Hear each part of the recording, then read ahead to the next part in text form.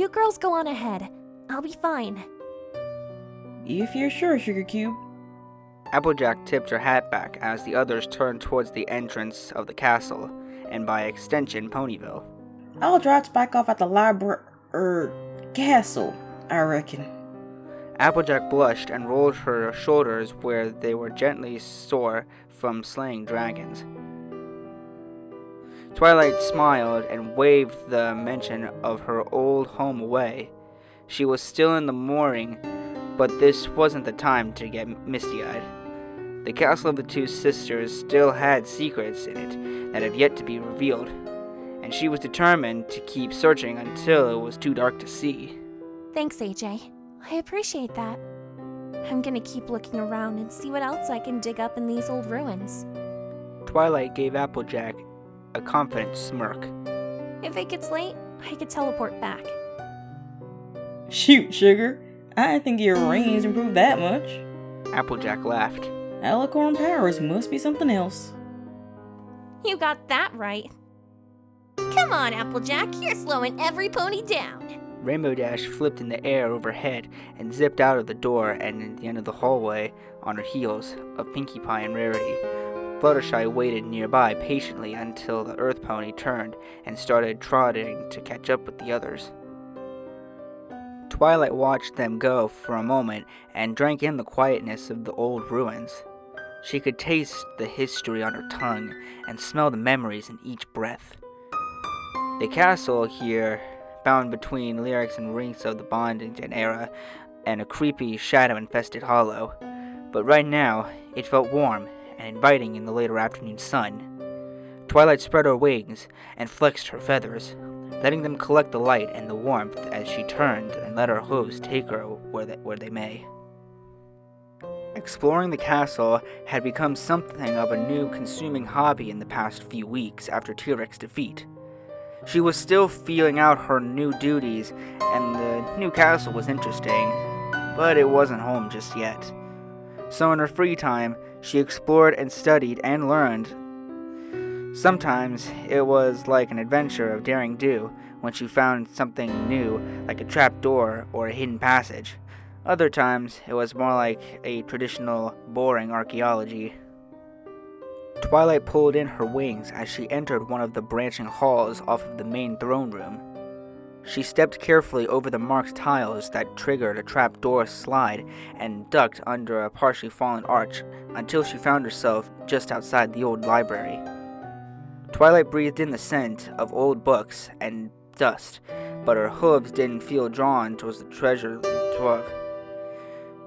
She'd explored it earlier and already had a stack of tombs prepared to accompany her back to her own castle for restoration and research. Instead, her hooves kept bringing her past the library and deeper into what they had dubbed the control wing. Twilight walked wide around a mechanized suit of armor and hopped over an open pit with the help of a wing flap. She paused at the intersection just beyond the pit and looked into the large room opposite her where the huge pipe organ was connected to the hydraulic system that controlled many of the castle's traps and puzzles.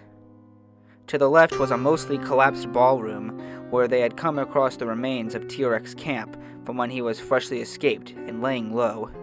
To the right was a stairwell that led up to the tower observatory where the elements of harmony had once been stored, and where she had faced the goddess of the night and won.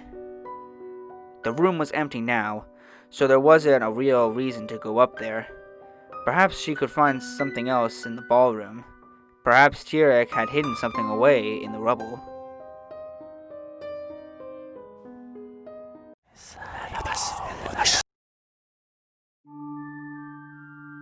Twilight stopped at the threshold of the ballroom and looked up. Her ears swiveled about. She was certain that she had heard something. It wasn't unusual. The castle was falling apart, with many animals and plants slowly pulling the place down to the weary Everfree weather, demolishing it in slow motion. Weather it didn't repeat, and the only thing that she could hear was her own breathing and the whispers of the breeze in the halls. With a flick of her tail, Twilight turned and erased her way through the collapsed ballroom, her horn lighting the way.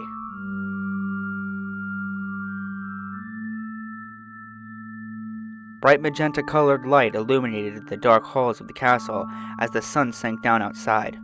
Only the tallest of the still-standing stones bathed in its golden glow. Twilight emerged from the ballroom and shook the dust and grit from her mane as she tugged a lump of mother and filthy tapestry from the room behind her. Another one for Rarity to restore. Not what I was looking for, but so what?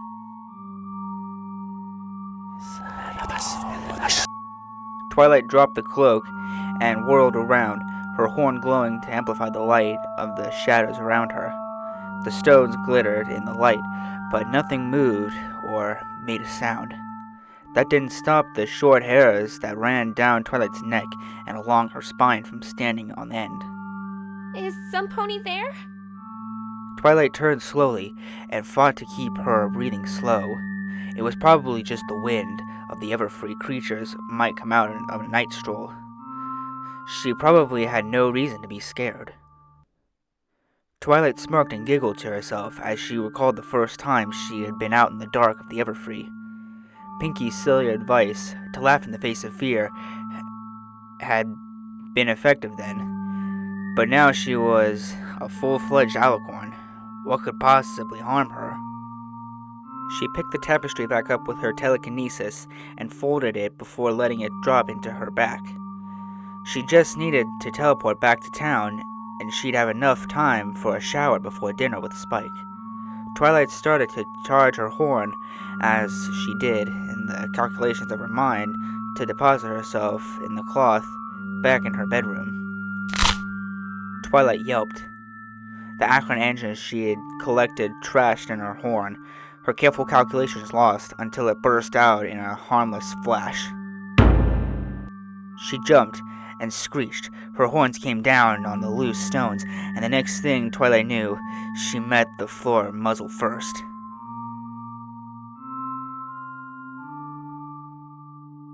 Her own groaning woke Twilight. She coughed dust and dirt out of her nostrils and immediately regretted the actions when she felt suddenly lightheaded and she could feel blood flowing down her face. She was sore all over. She grit her teeth and pushed herself to her hoof slowly. Nothing felt broken, but she had better see a doctor as soon as this was all over, assuming whatever had made that noise didn't stop her. Twilight snapped her eyes open and lit her horn. The corridors were dark and empty and silent as they had ever been. Shadows danced whenever she turned her head, but nothing looked out of place. She took a step and turned, when something soft and scratchy brushed against her leg. She shrieked and driven away from it, rolling on her shoulders and bringing her up to her horn, primed to blast whatever monster had come to claim her. In the magenta light of her horn, no monster waited to pounce. No beast was primed to strike. The only thing in the hall besides herself and the stones was the old tapestry.